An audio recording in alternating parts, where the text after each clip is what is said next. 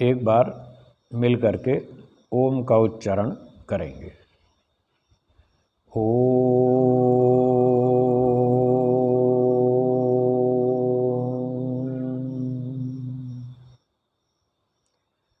उपस्थित धर्म प्रेमी सज्जनों, माताओं और बहनों,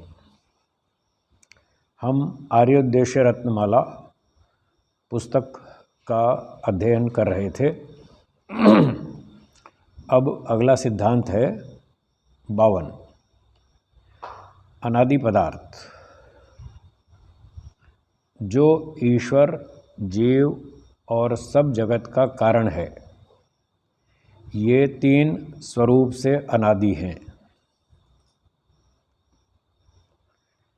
तीन पदार्थ स्वरूप से अनादि हैं। अब इससे अगला भी मैं साथ साथ पढ़ता हूँ क्योंकि इसका अगले से संबंध है।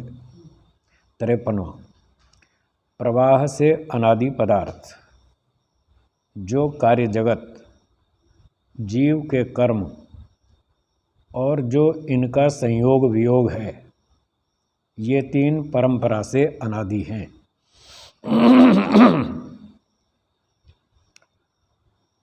तो ये अनादि जो पदार्थ हैं वो दो तरह के अनादि बताए। सिद्धांत 52 में बताया स्वरूप से अनादि, और 53 में बताया प्रवाह से अनादि। दोनों में अंतर ये है, पहले तो अनादि का अर्थ समझ लें। आदि शब्द का अर्थ है उत्पत्ति,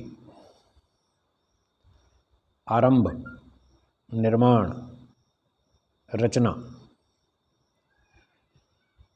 जब किसी वस्तु की उत्पत्ति होती है, उसकी रचना की जाती है, उसका निर्माण किया जाता है, तो उसको आदि शब्द से कहते हैं।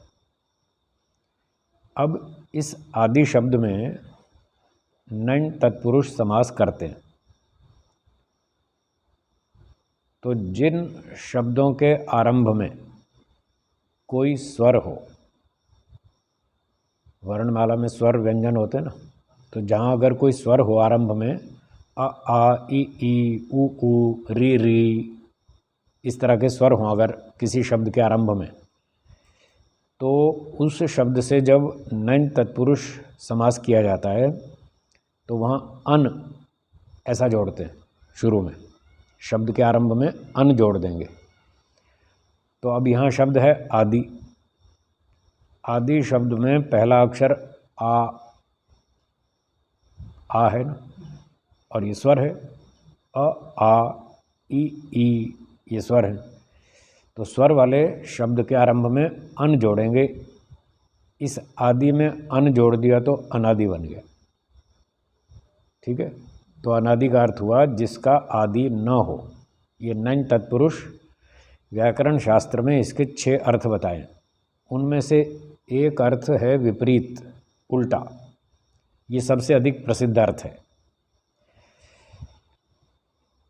तो यहाँ आदि शब्द से नञ तत्पुरुष समास कर दिया, शब्द बन गया अनादि और अर्थ उलट गया।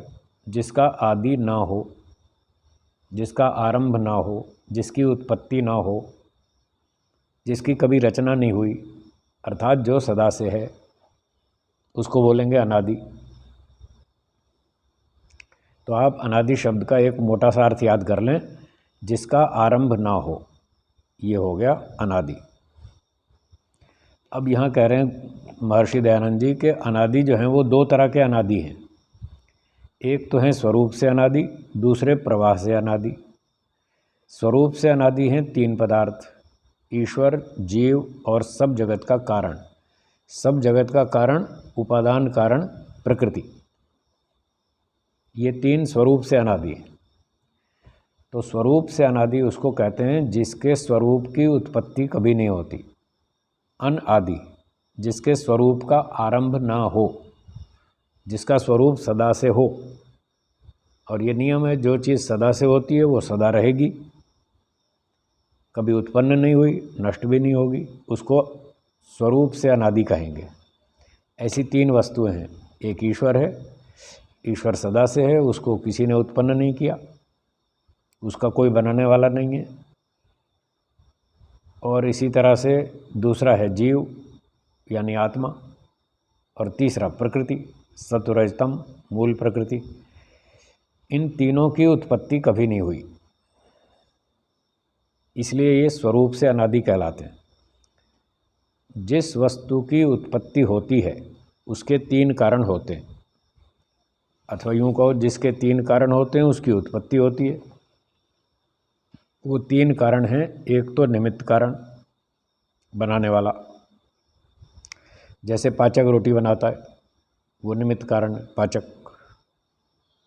रोटी कार्य वस्तु है जिसकी उत्पत्ति होती है, और उसकी उत्पत्ति के लिए तीन कारण, पहला निमित्त कारण पकाने वाला पाचक, दूसरा उपादान कारण आटा जिससे रोटी बनाई जाएगी, उसका जो मटेरियल है, और तीसरा साधन, गैस का तवा चाहिए, गैस चूल्हा चाहिए, गैस सिलेंडर चाहिए, और चकला बेलन चाहिए, आदि आदि जितने भी बाकी साधन हैं जो रोटी बनाने में उपयोगी होते हैं, उन साधनों को बोलते हैं साधारण कारण।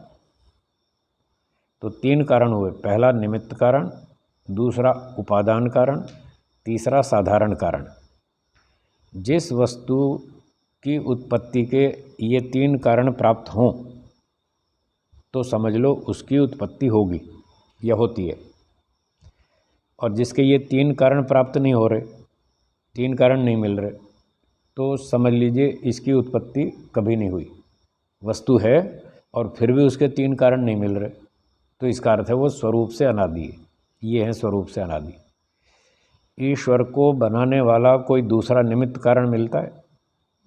नहीं मिलता। ईश्वर को बनाने का मटेरियल मिलता है, जिस मटेरियल से ईश्वर को बनाया गया हो, ऐसा कोई मटेरियल नहीं मिलता। और बनाने के लिए मशीन, टूल्स आदि आदि कुछ साधन वाधन कुछ नहीं। तो ईश्वर की उत्पत्ति के ये तीन कारण अनुपलब्ध हैं, अप्राप्त हैं, इसलिए ईश्वर स्वरूप से अनादि है, उसकी उत्पत्ति नहीं हुई। अब यही बात जीवात्मा पर लागू होती है। जीवात्मा को बनाने वाला निमित्त कारण भी प्राप्त नहीं है। किसने बनाया जीव को? किसी ने नहीं।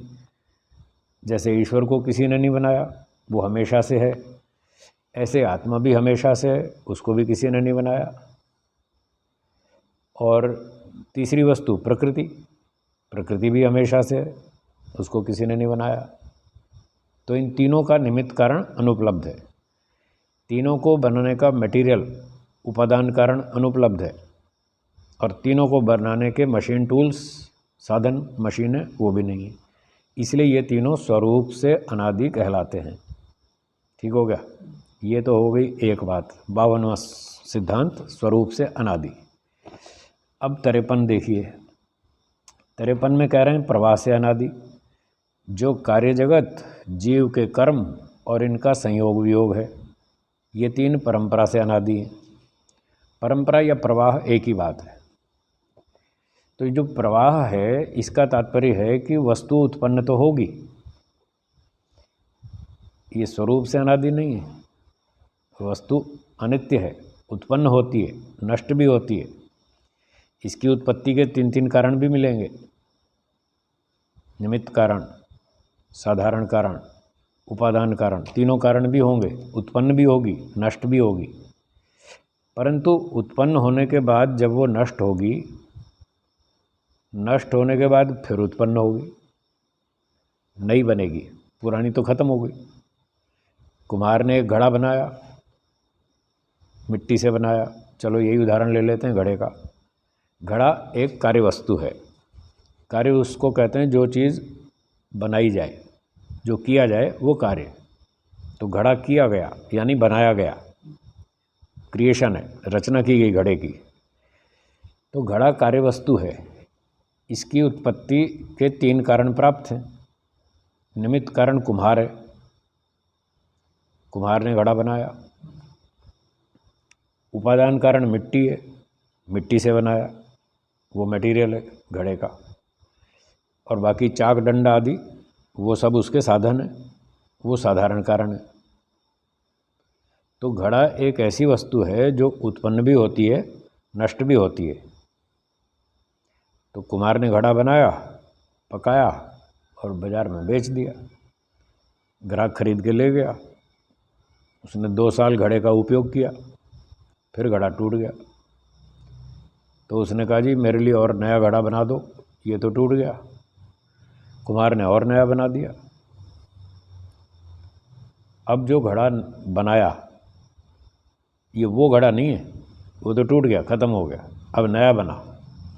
ऐसे वो नए नए घड़े बनाता रहता है, उसका लोग उपयोग करते रहते हैं, फिर वो टूट जाते हैं, फिर ठीकरे बन जाते हैं, उसको जाके फिर मिट्टी में मिला देते हैं, और मिट्टी में मिल के फिर उसी मिट्टी से और नए नए घड़े बनते रहते हैं। तो इसको बोलते हैं प्रवाह। घड़ा बना, उसका हमने लाभ उठाया, वो टूट गया, फिर नया घड़ा बना, फिर उसका लाभ उठाया, फिर टूट गया, फिर नया बनाया। तो इन वस्तुओं की उत्पत्ति भी होती है, विनाश भी होता है। उत्पत्ति विनाश, उत्पत्ति विनाश, उत्पत्ति विनाश, ये है प्रवाह। तो अब यहाँ क्या ध्यान देना है, यहाँ कह रहे हैं प्रवाह, वैसे तो कह रहे हैं प्रवाह से अनादि। ये वस्तुएं क्या क्या नाम लिए, कार्य जगत। तो ये सारा कार्य जगत, जितनी भी प्रकृति से वस्तुएं बनाई गई वो सारा कार्य जगत है। घड़ा तो उसमें से एक उदाहरण था छोटा सा। तो सूर्य भी बनाया ईश्वर ने, पृथ्वी बनाई, पंचमहाभूत बनाए, प्राणियों के शरीर बनाए, गाय घोड़ा पशु पक्षी मनुष्य आदि। तो ये सारा जो ब्रह्मांड है ये है जगत, ये उत्पन्न हुआ, ईश्वर ने बनाया, और ये 4 अरब 32 करोड़ वर्ष तक चलता रहता है।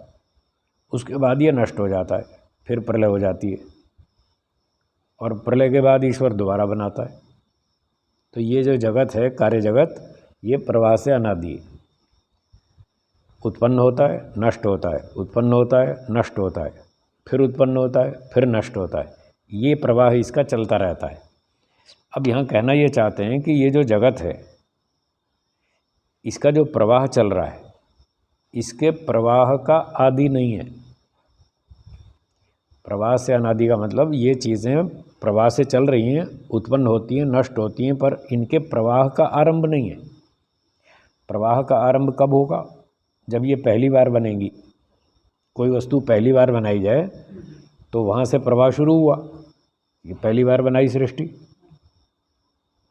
और उसमें प्राणियों ने अपने अपने कर्मफल भोगे, फिर सृष्टि का नाश हो गया, प्रलय हो गई, और उसके बाद ईश्वर ने फिर प्रलय के बाद दोबारा बनाई। तो वो प्रवाह चल पड़ा आगे। एक बार बनी, फिर एक बार नष्ट हुई, दूसरी बार बनी, फिर दूसरी बार नष्ट हुई, तीसरी बार बनी, तीसरी बार नष्ट हुई। ये प्रवाह चल रहा है। तो इस प्रवाह का आरंभ तब माना जाए जब पहली बार सृष्टि बनाई जाए, तब हम कहेंगे कि इसका प्रवाह यहाँ से शुरू हुआ। अब महर्षि जी कह रहे हैं इसका प्रवाह का आरंभ नहीं है। यदि आरंभ मानेंगे तो पहली सृष्टि माननी पड़ेगी। एक व्यक्ति ने पूछा जी पहली सृष्टि मानेंगे तो क्या समस्या है। हमने कहा समस्या ये है कि फिर ईश्वर अन्यायकारी हो जाएगा। बोले कैसे हो जाएगा। हमने कहा जब ईश्वर पहली सृष्टि बनाएगा सबसे पहली बार, ये सिद्धांत बहुत कठिन है, जल्दी से समझ में नहीं आता, बहुत वर्षों तक चिंतन करना पड़ता है, तब जाके दिमाग में बैठता है कि पहली बार सृष्टि कभी नहीं बनी। तो लोग कहते हैं कभी न कभी, कितने भी पीछे चले जाओ, कभी न कभी तो शुरू हुई होगी पहली बार। तो हम कहते हैं भाई कितना भी पीछे चले जाओ, अगर पहली बार शुरू मान लें तो ईश्वर को कुत्ते गधे सांप बिच्छू घोड़े मनुष्य आदि सब बनाने पड़ेंगे पहली बार। जब पहली बार कुत्ते गधे पशु पक्षी बनाएगा तो कर्म से बनाएगा या बिना कर्म के बनाएगा? है कर्म कहाँ से आया? अभी तो पहली बार सृष्टि हो रही है, कर्म कहाँ से आया? कर्म तो है ही नहीं। बिना कर्म के बनाना पड़ेगा यदि पहली बार मानोगे तो। समझ में आई ना? यदि पहली बार सृष्टि उत्पन्न हो रही है तो बिना कर्म के सूअर कुत्ते गधे सांप बिच्छू मनुष्य बनाने पड़ेंगे। अब बिना अपराध के किसी को सूअर कुत्ता बनाओ, सांप बनाओ, बिच्छू बनाओ, ये न्याय है क्या? फिर अगर पहली सृष्टि मानेंगे तो ईश्वर को अन्यायकारी मानना पड़ेगा। अब आप बताइए अन्यायकारी मानने के लिए तैयार हैं तो बात खत्म होगी, फिर पहली सृष्टि हो ही नहीं सकती। ऐसे सोचना चाहिए। तो ये दोनों बातों में टक्कर है। यदि पहली सृष्टि मानेंगे तो ईश्वर अन्यायकारी होगा, और यदि ईश्वर को आप न्यायकारी मानते हैं तो फिर पहली सृष्टि कभी नहीं हुई, फिर वो अनादि। इसलिए कह रहे हैं प्रवाह से अनादि। इसका प्रवाह अनादि है, पहली बार कभी नहीं शुरू हुई सृष्टि। ऐसा मानने पर ईश्वर न्यायकारी बनेगा। जब भी सृष्टि बनाएगा पिछले कर्मों से बनाएगा, फिर वो पिछली बार जो बनाए थे वो कहाँ से, वो उससे पिछली सृष्टि से। इसलिए प्रवाह से अनादि। तो इसका अर्थ हुआ जिस वस्तु की उत्पत्ति होती है नाश भी होता है, और उसका प्रवाह का आरंभ नहीं है, वो सदा से चल रहा है एक चक्र की तरह से। उत्पत्ति नाश, उत्पत्ति नाश, उत्पत्ति नाश, ये चक्र है। चक्र में कहीं आरंभ नहीं होता, रिंग सर्कल, उसमें कहीं आरंभ नहीं होता। इसलिए ये जगत प्रवाह से अनादि है, और जीवों के कर्म वो भी अनादि है, प्रवाह से अनादि है, क्योंकि कर्म भी उत्पन्न होते हैं और नष्ट होते हैं। ये उत्पत्ति और विनाश वाली चीज़ें हैं, पर इस चक्र का आरंभ नहीं है। ना तो जीवों के कर्म कभी पहली बार शुरू हुए और ना कभी समाप्त होंगे, वो हमेशा चलते ही रहते हैं। नए नए कर्म होते रहते हैं, पिछले कर्म हम भोगते रहते हैं, वो ख़त्म हो जाते हैं, फिर नए कर्म करते हैं। इसलिए कर्मों की उत्पत्ति विनाश तो है, पर इसका प्रवाह कहीं भी आरंभ नहीं होता, क्योंकि जीव स्वयं भी अनादि है, तो अनादिकाल से कर्म कर रहा है। इसलिए पहली बार उसने जीव ने कर्म शुरू किए हों ऐसा सिद्ध नहीं होता। तो कर्म भी प्रवाह से अनादि, और इनका संयोग वियोग। तो आत्मा का शरीर के साथ जो संयोग वियोग है, जन्म मृत्यु, ये भी प्रवाह से अनादि है, सदा से चल रहा है, क्योंकि जीवात्मा कर्म सदा से कर रहा है, इसलिए उसके फल भी चल रहे हैं। मुक्ति में जाता है, फिर वापस आता है, और परमाणुओं का संयोग वियोग होता रहता है, जिसके कारण ये प्रवाह चलता रहता है। तो ये प्रवाह से अनादि हो गया। और अगला सिद्धांत है 54, अनादि का स्वरूप। ये अब सरल है, समझ में आ जाएगा। जो ना कभी उत्पन्न हुआ हो, जिसका कारण कोई भी ना होवे, अर्थात जो सदा से स्वयं सिद्ध हो, वह अनादि कहाता है। इसकी व्याख्या मैं कर ही चुका हूँ। जैसे ईश्वर जीव प्रकृति कभी उत्पन्न नहीं हुए, और इसका कोई कारण नहीं, 3 कारण बताए थे, इनका कोई भी कारण नहीं है, इसलिए ये सदा से स्वयं सिद्ध हैं, इसको अनादि कहते हैं।